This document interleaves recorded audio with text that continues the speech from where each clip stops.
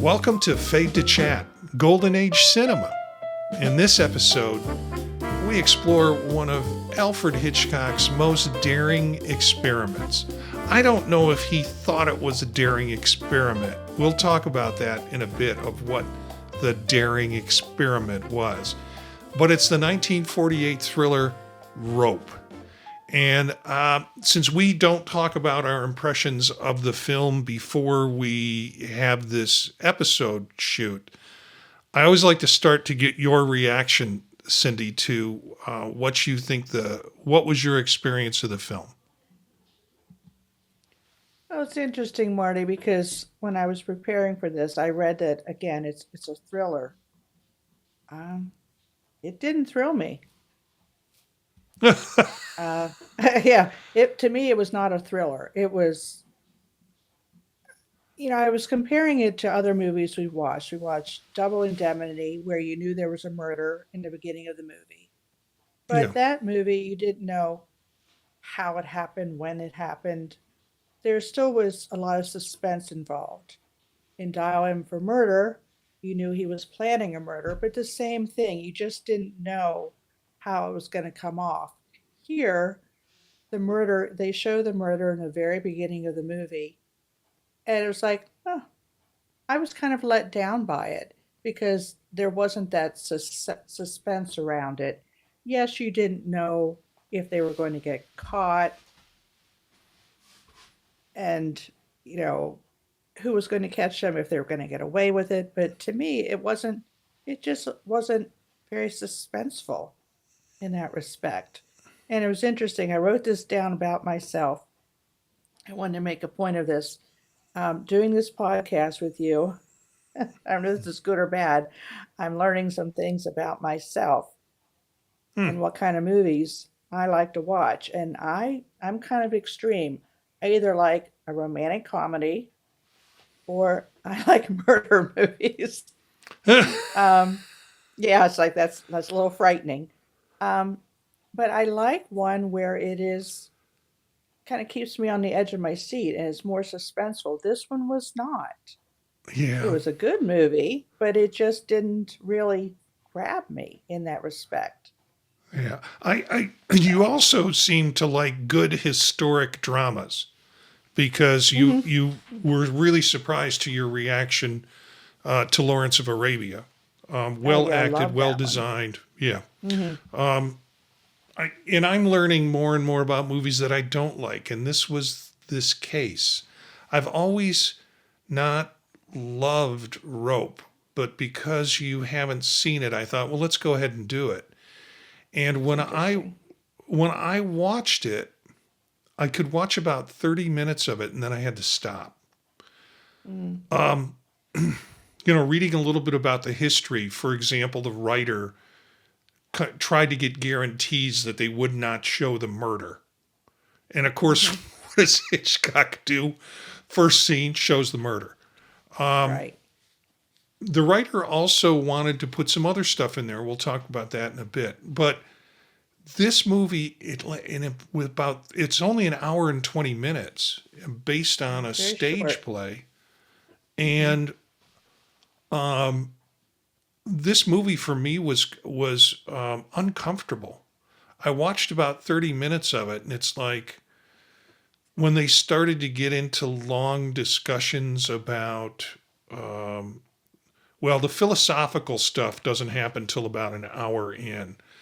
But Hmm. when they're doing the bantering with the actress who plays his an old girlfriend or a current girlfriend of the person who's murdered, Hmm. I'm like, okay, I need to watch the rest of this like tomorrow or the next day or sometime before we do this show.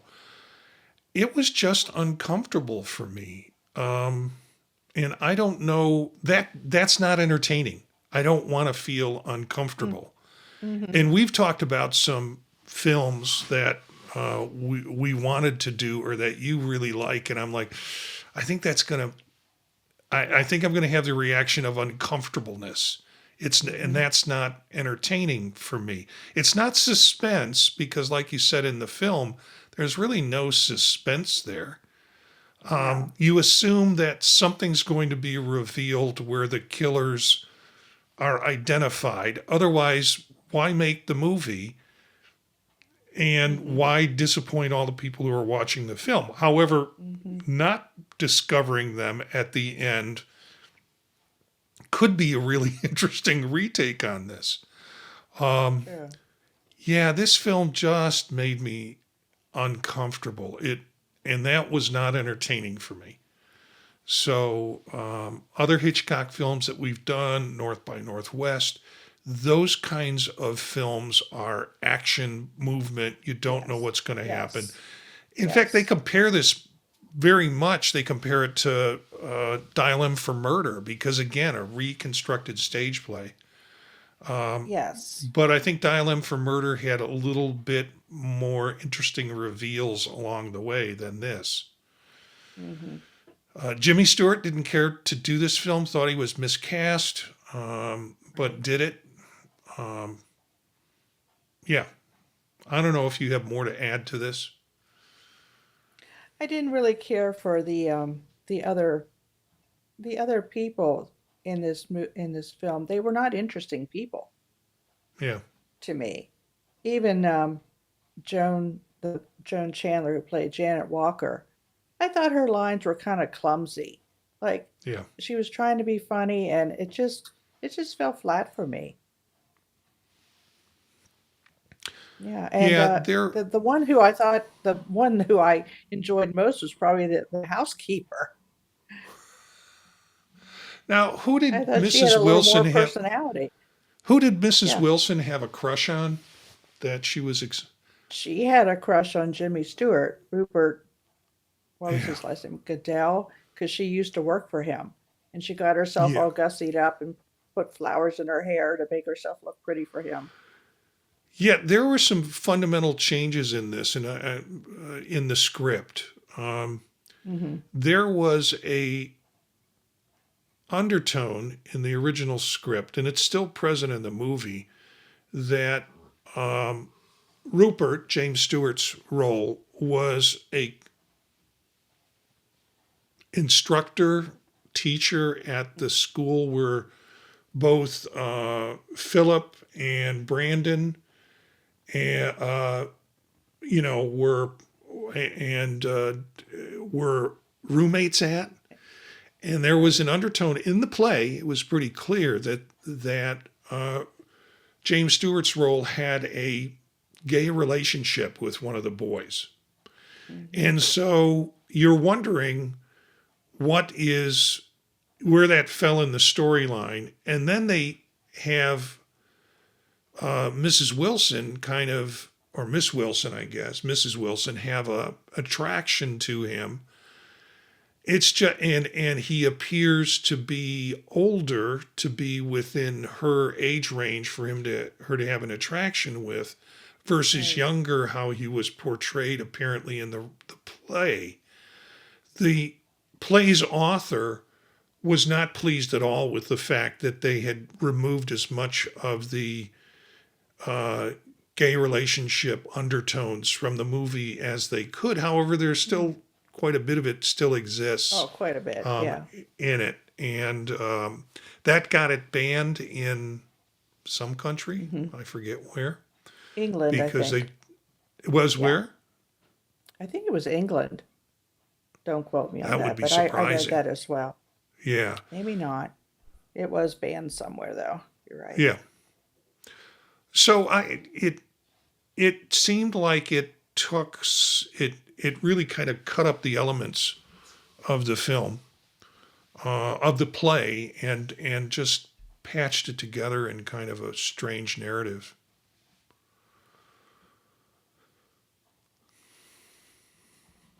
I'm looking at the notes. It says just banned in several cities Oh, due to implied.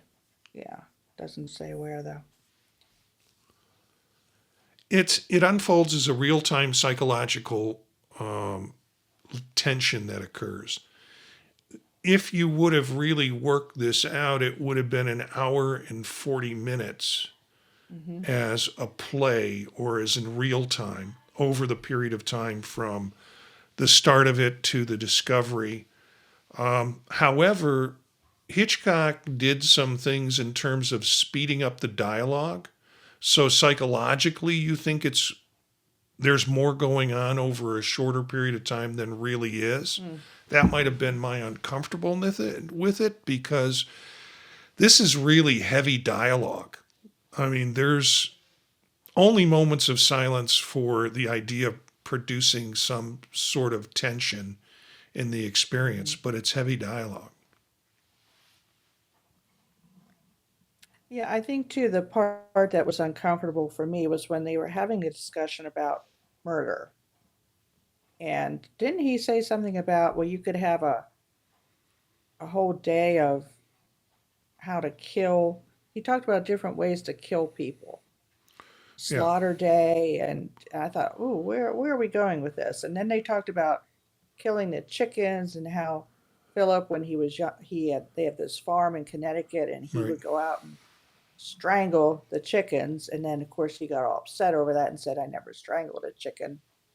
Yeah, it was intense there for a while. I thought that's really not polite dinner conversation, but that's where they were with it.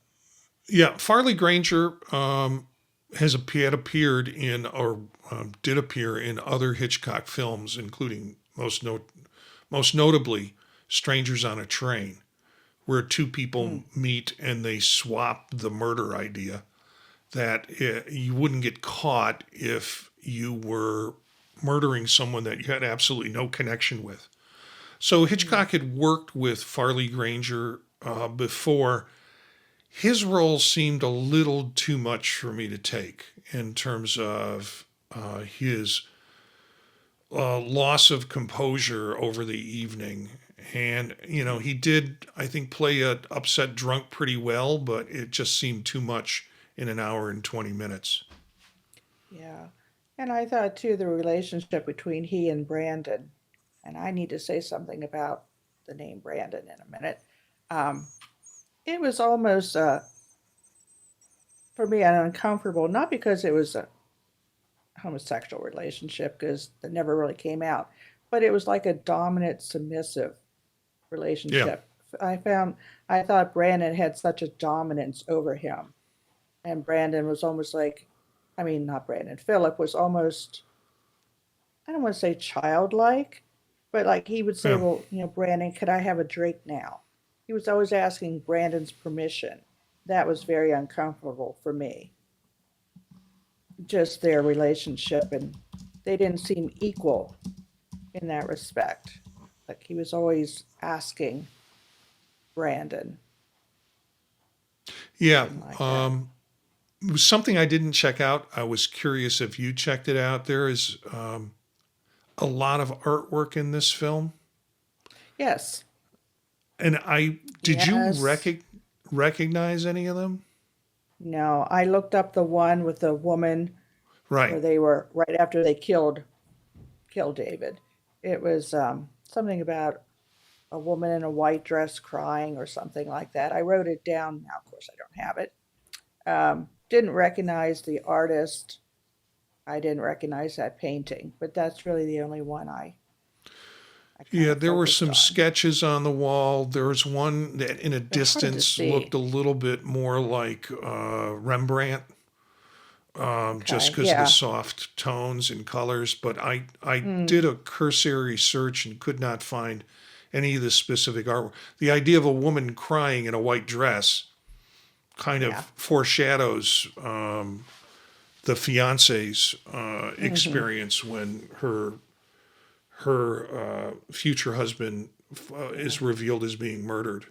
Um, yeah, Did you happen to um, see the trailer for this film? yeah, and That it was is interesting because they showed what's his name? David, the one who was killed. right. They showed a whole background of information. And I think that's too the part that was missing for me with this movie. It's like they just killed someone just to kill him, to see if they could do it because, well, they thought they were superior to him. But there was no real connection, no real emotion And I thought that was interesting that they showed him and Janet, his fiance, in the beginning, and the little that was the only part that was really any romantic connection, that they were going to get engaged to be married. It gave you a little bit of background, but that was the most you saw of him, because he only was shown in the movie for a few seconds when he was being strangled. And I had a problem with that too. Because, Hmm. I shouldn't say this because, God, because you heard them strangle him and he's screaming. And I'm thinking to myself, that It- wouldn't happen in real life, would it? yeah. If you were Yeah, I'm sorry to say strangled, you that. wouldn't have You the wouldn't breath to scream. scream. Yeah, I thought it was. Yeah. The scream Odd. is heard from outside the window. Outside. Yeah. Yeah, I And I mean thought, well, that's maybe the he screamed ahead of time, but not the way they showed it. yeah Didn't make yeah. sense to me. So Didn't Hitchcock make sense. shot it from the outside Hmm. window where all you saw were curtains closed Yeah. and him scream. You'd hear the sound of him screaming. So I thought, You yeah, I heard him agree with you. That scream. was pretty weird. So But where is no one else Hitchcock in heard the? him scream. Yeah, yeah. No one, They heard the yeah, no one else gunshots at heard the end that of the scream. movie, but Yeah. Okay. so That then the was Hitchcock. question is, where is Hitchcock? Where do you Well, find Hitchcock? I had to watch it the second time to find him because, and I've read conflicting information about this. My He opinion is that is not Hitchcock walking on the street. And I read that Warner Brothers, let me see if I get this right. Yeah, the production records at Warner Brothers state that that is not Hitchcock walking down the street. I thought, first of all, he doesn't look heavy enough, and you can't see his profile. And I thought to myself after I watched the movie, I thought, well, I've seen all the characters in the movie, so where in the world is Hitchcock? And then I watched it again. He's in the background outside the apartment where they're showing some advertisement for, I don't know what it was, a blinking red sign. Reducto. It was Yeah, I Reducto. did read it for weight reduction or something. But it was his profile blinking red, and that was Yeah, flashing for quite a while. yeah, and apparently it was shifting from a fat Hitchcock to a thin Hitchcock. Yeah, I And couldn't see that, but that's what it said. during this time, uh, it was when he had lost a significant amount of weight Oh, because his partner and longtime producer co-worker was it Elma? I can't remember her name right now. She really nagged him about his weight, and so he mm, started to lose weight. The reducto okay. comes up in Lifeboat, where if you're if you got 8 people or how many people there were trapped on a lifeboat, how do you put Hitchcock in that film? And there's someone who's reading a newspaper, and one of the ads is two shapes of Hitch with Oh, reducto. So the idea that in this film he's a neon advertisement, and again, okay.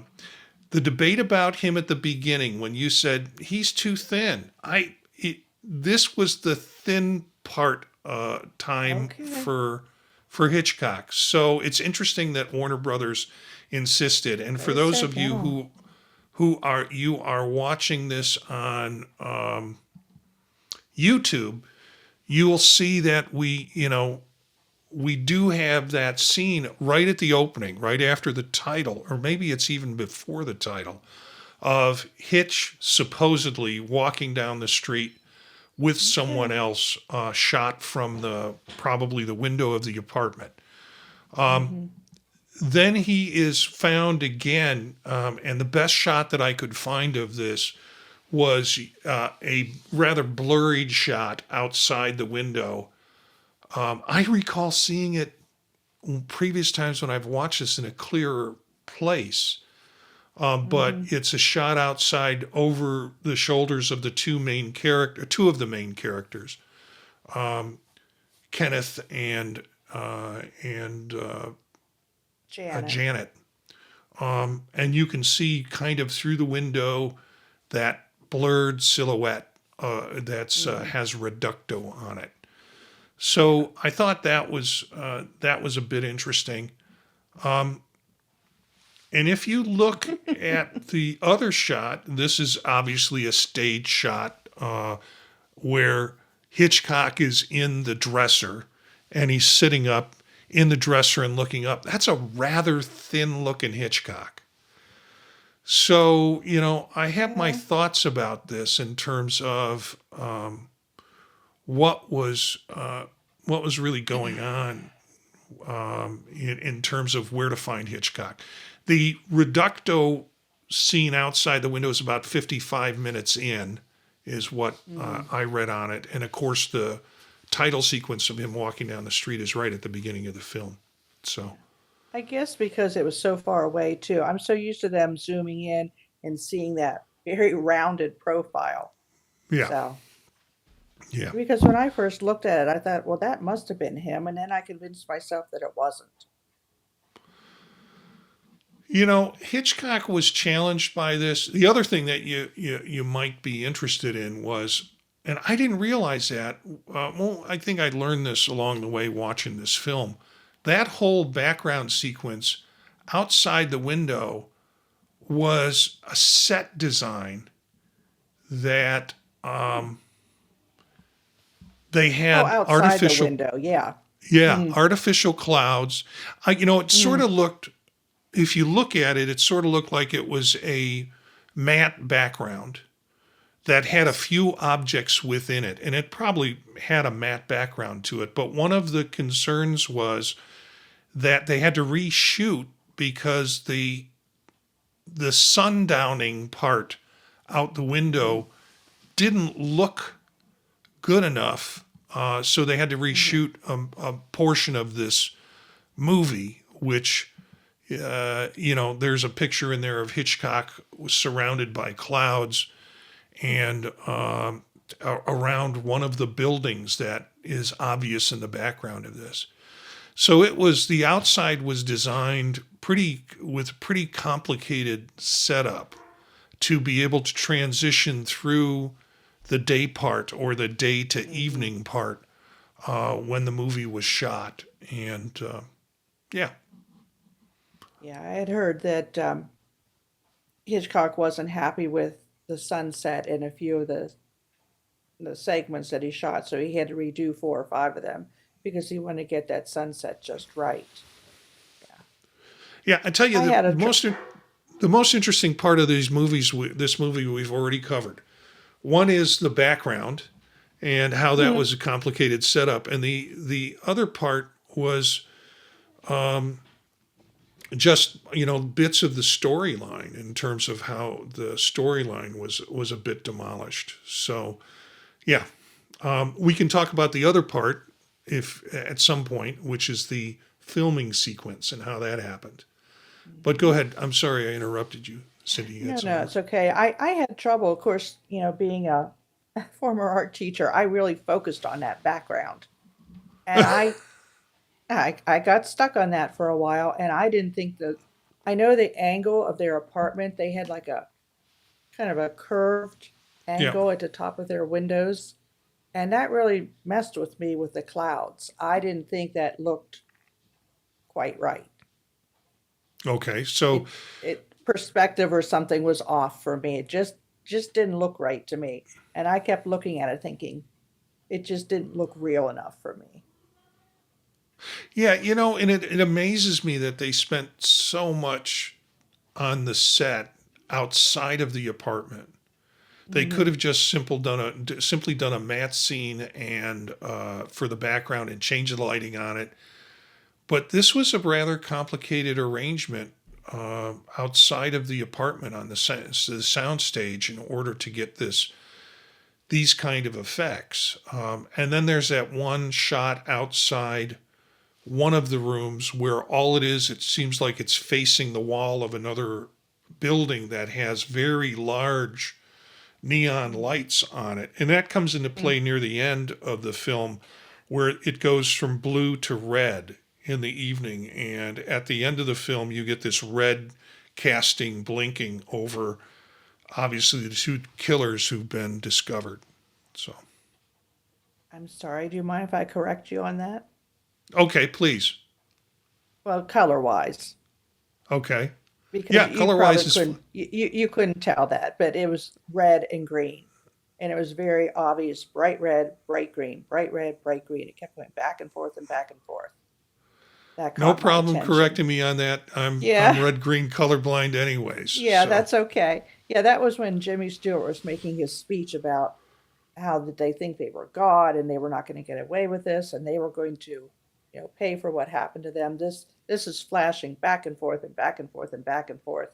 And I thought that was interesting because red and green are opposite colors. And it was very intense.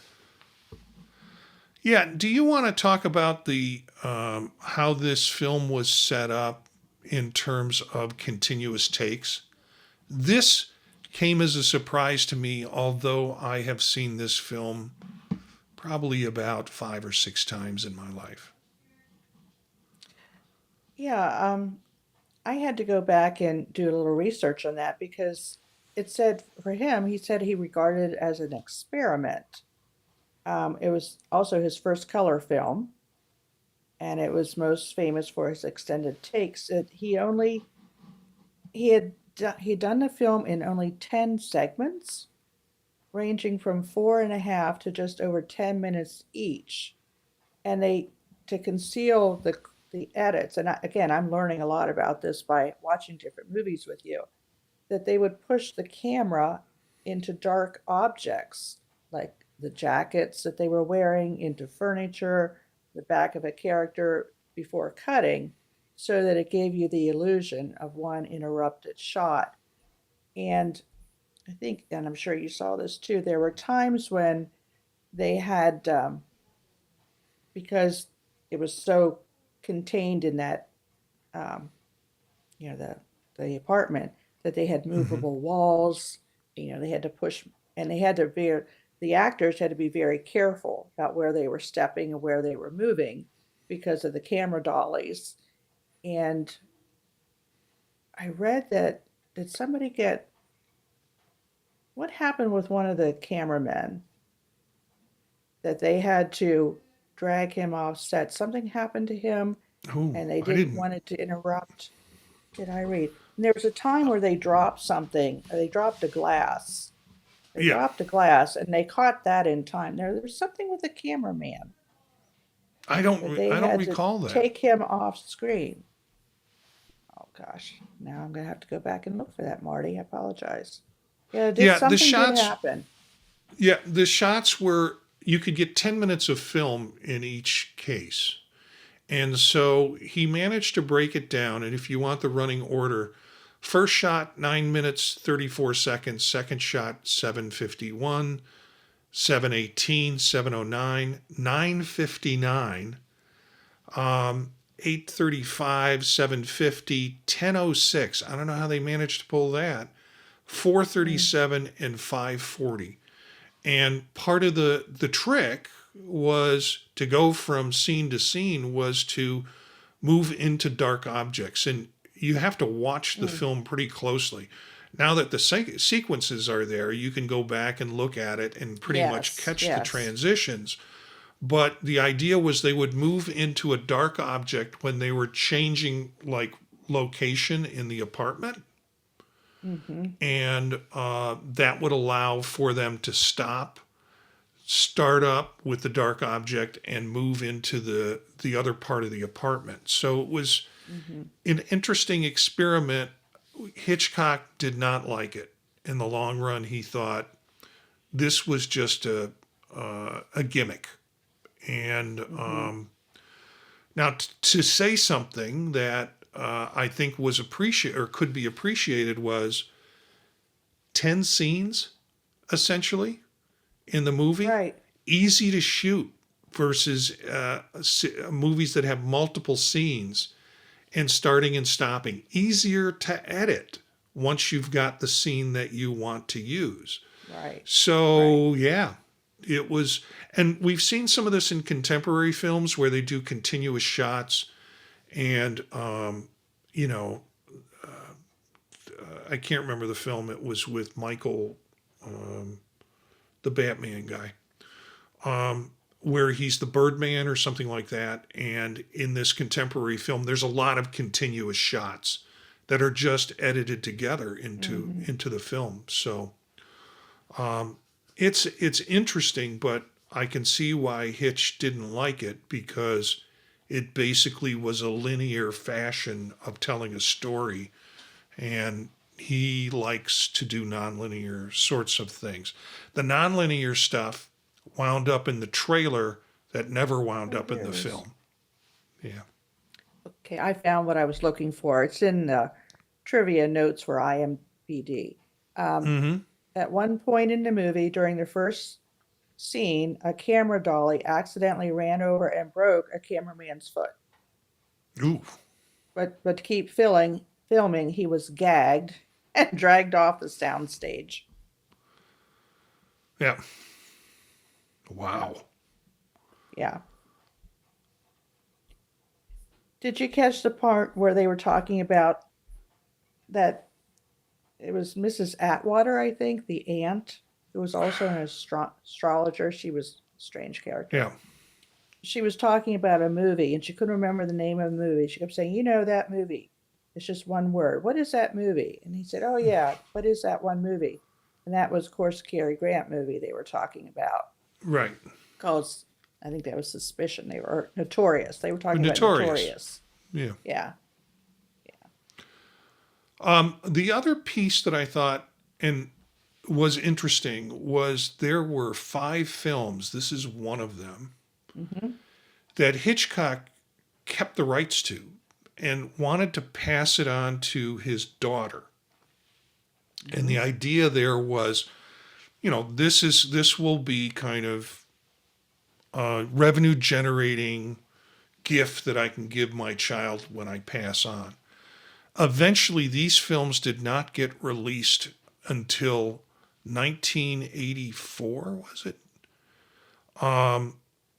And they're great films, maybe with the exception of Rope. Rear Window, which we've spoken about, he didn't Hmm. get sort of a public release beyond its original release in 1954. The Man Who Knew Too Much from 1956. The That's a Trouble good with one. Harry from 1955. Have you seen The Trouble with Harry? No. It's kind of a fun film. It's Okay. it's Hitchcock in with a little bit of wry humor. The Hmm. trouble with Harry is that he's dead, and the body keeps showing up and disappearing and showing up and disappearing. And then Oh, Vertigo, which is oh, probably Vertigo. I yeah I have I trouble with that one too. yeah, this Rope was the 5th in this collection. Hmm. And Vertigo, I just didn't care uh, for Jim Stewart obsession, in that film. It was Hmm. just Hmm. kind of weird. And some of it, I think, was Hitchcock's projection on his obsession with blondes, because he Oh had yeah. a weird history with that in and Yeah. of That himself. was Kim Novak, wasn't it? Yeah, yeah. Yeah.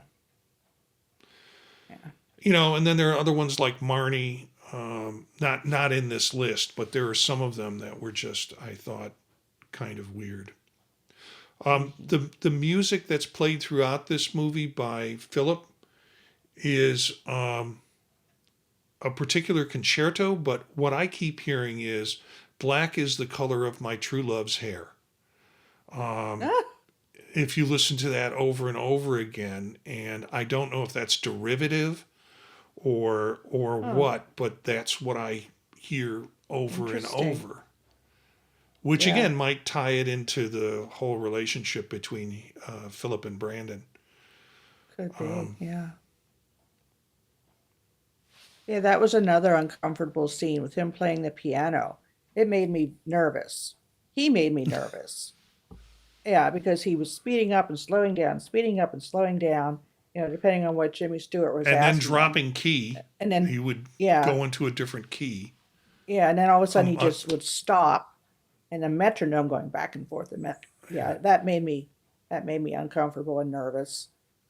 Yeah, it sounded Not in a like he good went way. into a minor key, which makes it Mm, more ominous than just mm-hmm, switching it up an octave or down an octave. So, mm-hmm. Yeah, I did write down. I only wrote down one quote for this movie. I don't know if you did or not. I didn't.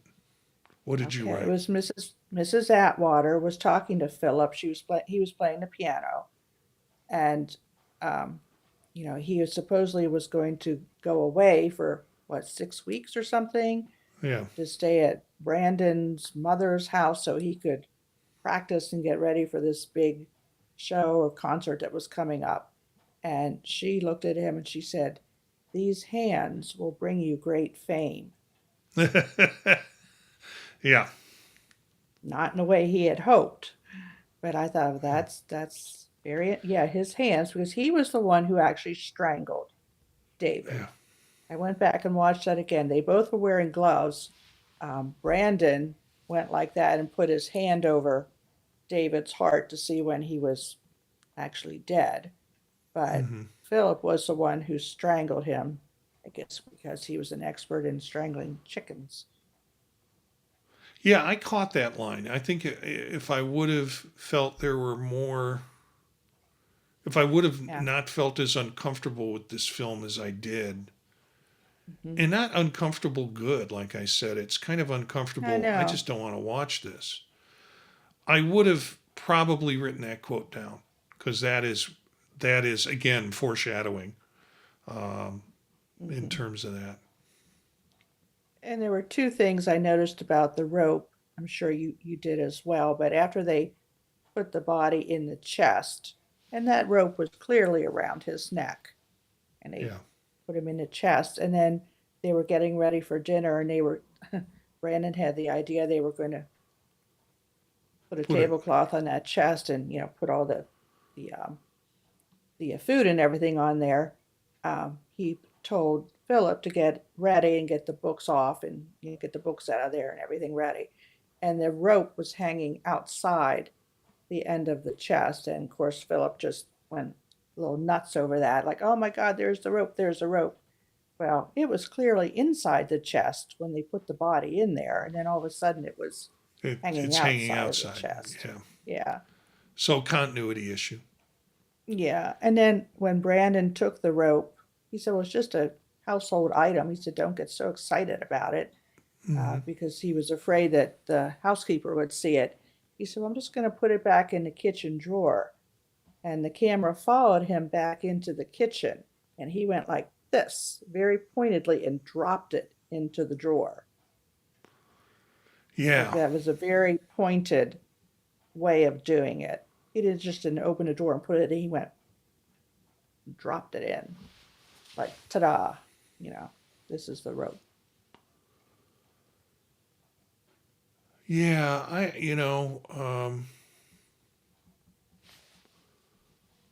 It was later that I had the timing wrong with Strangers on a Train. This was shot in 48. Strangers on a Train was 51, where Mm, Farley Granger came back for that. okay. I don't know if there's other things that you want to say about this film. Um, I wrote down a couple things just for me because I love Dial M for Murder so much and you did not, but it had similarities. Um, Hmm.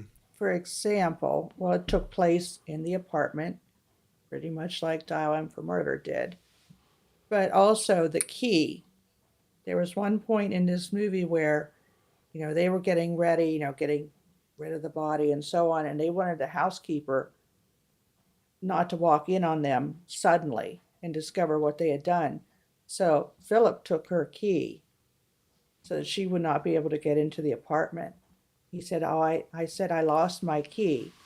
And so Hmm. she had to phone them to say she was there for them to let her in. So there was a key involvement again.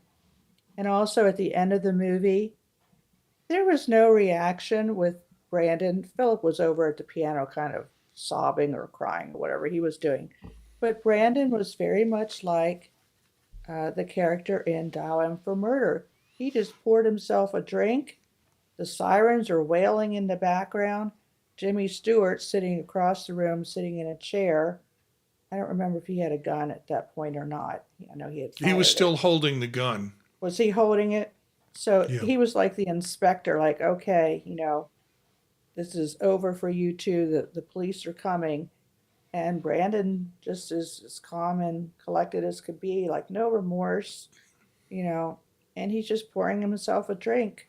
And it was very similar to the end of Dial M for Murder. Yeah. I do like the way Hitch managed to do this last scene where Jimmy Stewart opens the window, fires 3 or 4 shots into the air. It attracts the attention of the crowd.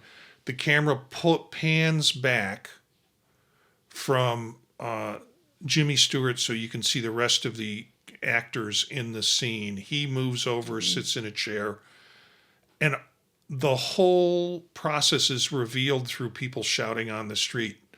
Did you hear a gunshot? Yes, I heard a gunshot. Where did it come from? I think it came from up there. Don't you think we should call the police? And then somebody calls the police. And it's nobody on scene, in the scene, that's making those comments.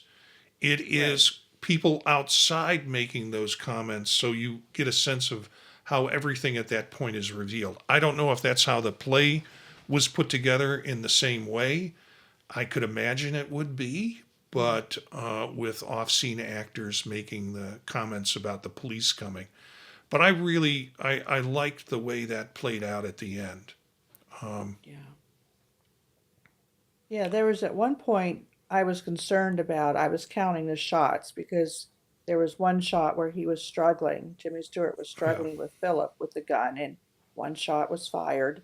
And then when he opened the window, he shot 3 times.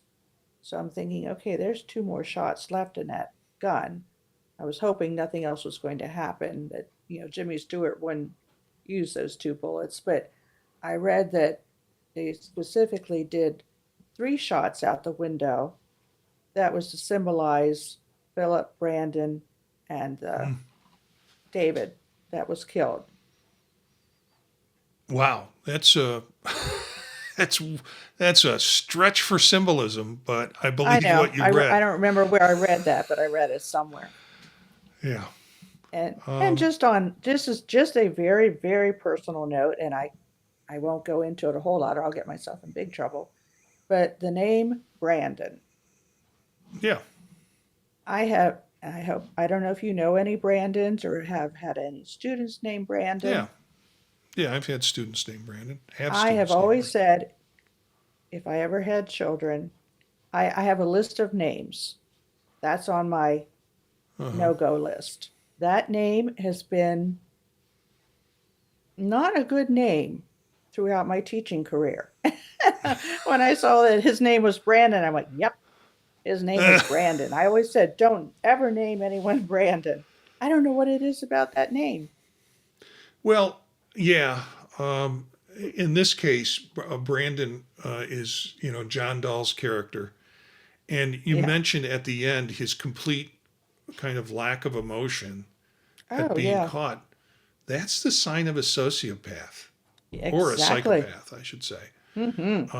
So there's That's the no kind of scary part emotion for tied me. to it. Yeah.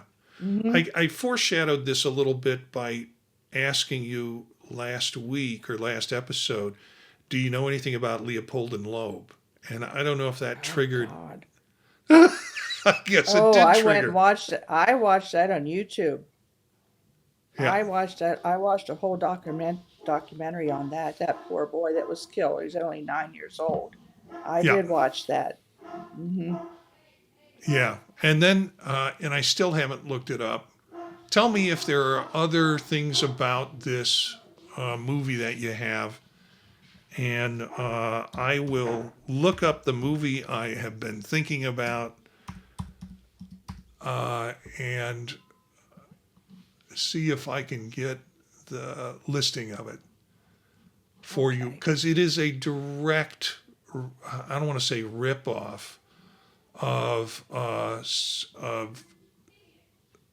Leopold and Loeb, but it appears Hmm. many times.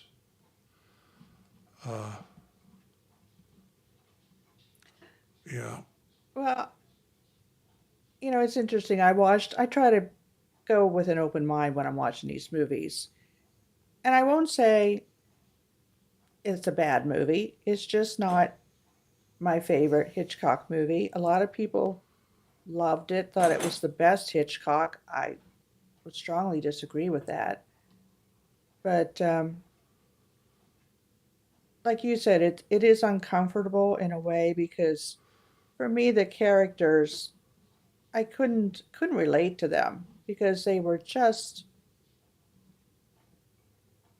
evil, Yeah. and like you said, there's no remorse. Philip maybe. Philip maybe had a little bit of a redeeming quality. I think he wished they hadn't done it. He said, "I wish this was a dream and I would wake up from it." But Brandon, he was just, yeah, like I said, sociopath, psychopath. There was just like vacant, nothing in his eyes, no remorse, nothing at all. And that's the part that bothers me the most. So I did find it, and unfortunately, I Hmm. looked it up by going to Orson Welles and had to Mm, page through all the crappy films and appearances he did in the from the '60s on, because you're paging down trying to find the film. It was a hmm. film called Compulsion, and it Okay. is a it's often on TCM, and it is a kind of dramatized version of the Leopold and Loeb case, up to the Mm, broken glasses and the whole mm, thing that's part of that case. It has Dean Stockwell and Bradford Dillman as the two characters who were involved in the murder, and okay. Orson Welles plays the Clarence Darrow part that comes in at the end to try and help these two boys and basically save them from the electric chair. But Mm, there's a lot of narrative written in this film that discusses about putting people to death, and what purpose does it serve versus what purpose does it not serve. I think it was one of the two. I can't remember because I was reading it last night. Leopold or Loeb wound up living out his sentence and got released and yes. got married and Mm-hmm. moved to Mexico Mm-hmm. and did some sort of business down in Mexico until his death. So Yeah, weird. I read that too. Yeah, Yeah. yeah. Like I said, I go back and forth between romantic comedies and murder. Because I kind of Well, looked through all the different movies we've watched. I was like, there's a theme going on here. Goes from one extreme to the other, back and forth. yeah. So we need a palate cleanser. So are we Yes. ready to talk about next time and the movie we're going to do next time? Yeah, we're going to do It Happened One Night. Yeah. And what I discovered when we discussed this, because it's my week to choose, I wanted to get a palate cleanser and I wanted to get away from Hitchcock. And Mm. to a degree, I wanted to get away from Cary Grant. And discovered that you're no fan of Clark Gable. Uh, I guess because I always think of him with Gone with the Wind, but maybe in a different role, I'll have a different feeling. Yeah. Yeah. This is an interesting Give it movie. a, It happened one night from 1934. It's Clark Gable and Claudette Colbert. I And like her. Claudette Colbert had kind of this pixie-ish look. I saw this when I was first in college and taking film courses. And I tell you, I don't know. I kind of fall in love with Claudette Colbert after seeing this film. So was much older than me at the time. But See, that this was is another thing about this movie. This Joan Chandler, I didn't care for her character at all. I this didn't was her even think she last was that role. appealing. Didn't This like was her. her last role. Okay. I think she went off and got married and did something other than movies or films, because I tried to chase her down because she was an unfamiliar actress for me, and Yeah. I always check out sort of what happened to actors and actresses that I have curiosities about. This, we go back to Frank Capra Oh, as a good. director for this film, and it is from 1934. It happened one night. We'll do that on the next episode.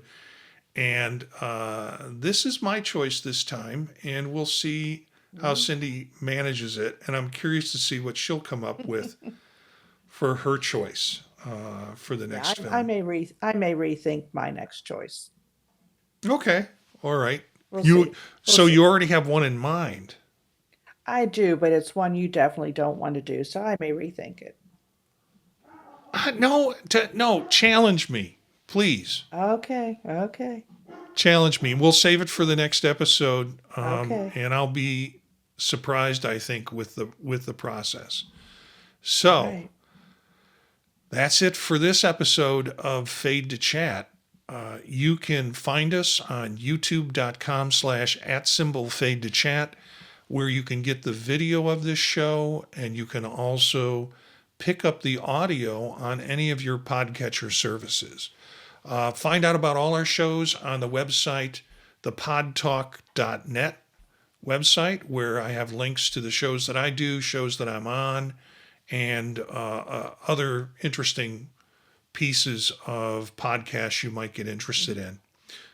And also, our email is thepodtalknetwork@gmail.com. So email us, give us some ideas for movies you'd like to see us do, and or ideas that you have about things that we've said about particular movies.